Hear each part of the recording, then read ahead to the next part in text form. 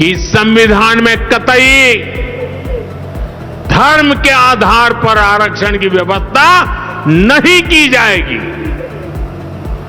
और हमारे संविधान ने धर्म के आधार पर आरक्षण के लिए प्रतिबंध लगाया हुआ है।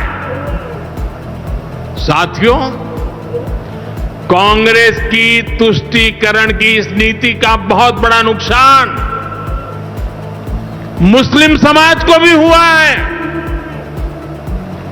कांग्रेस ने सिर्फ कुछ कट्टरपंथियों को ही खुश किया है, बाकी समाज बेहाल रहा, अशिक्षित रहा, गरीब रहा। कांग्रेस की इस कुनीति का सबसे बड़ा प्रमाण वक्फ कानून है। देश आजाद होने के बाद 2013 तक वक्फ का कानून चलता था,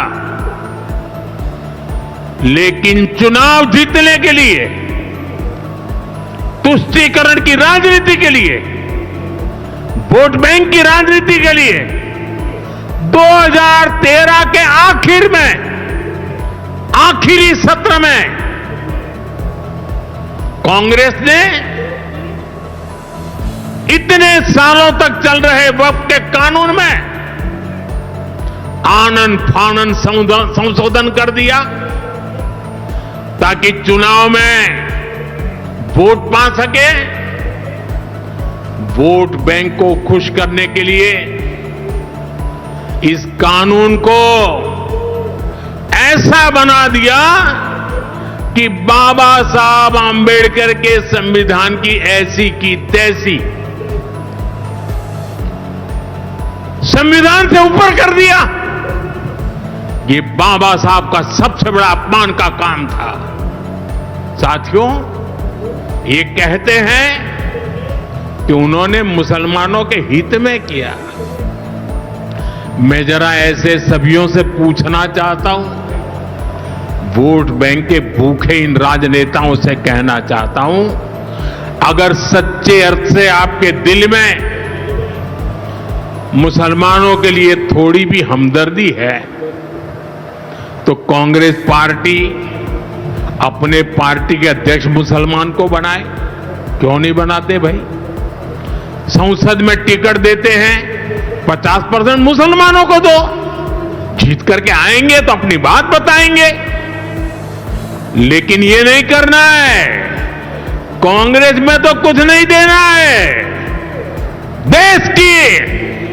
देश के नागरिकों के अधिकारों को छीनना और देना, इनकी नीयत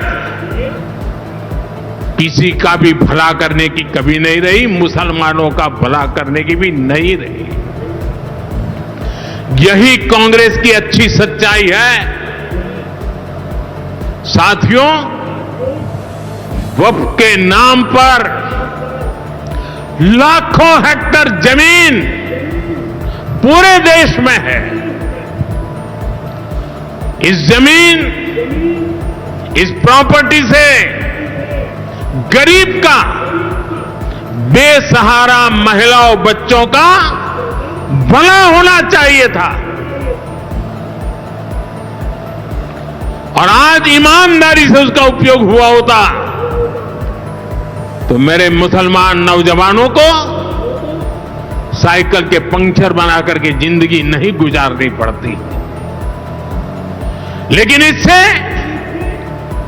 मुट्ठी भर भू माफिया का कोई भला हुआ। पसमानदा मुस्लिम इस समाज को कोई फायदा नहीं हुआ। और ये भूमाफिया किसकी जमीन लूट रहे थे? ये दलित की जमीन लूट रहे थे, पिछड़ों की जमीन लूट रहे थे, आदिवासी की जमीन लूट रहे थे, विधवा महिलाओं की संपत्ति लूट रहे थे। सैकड़ों विधवा मुस्लिम महिलाओं ने भारत सरकार को चिट्ठी लिखी, तब जाके कानून की चर्चा आई है। वक्फ कानून में बदलाव के बाद अब ये गरीबों से जो लूटा जा रहा है वो बंद होने वाला है।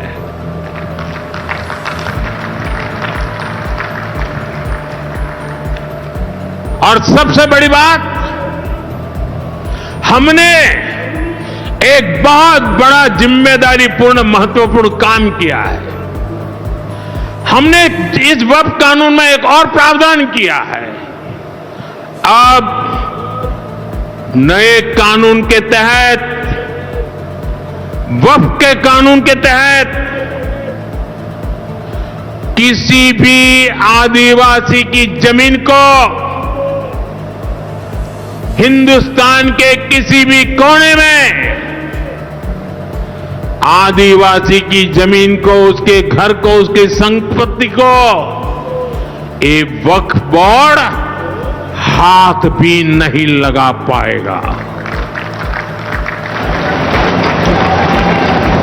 ये आदिवासी के हितों की रक्षा करने का, संविधान की मर्यादाओं का पालन करने का हमने बहुत बड़ा काम किया है।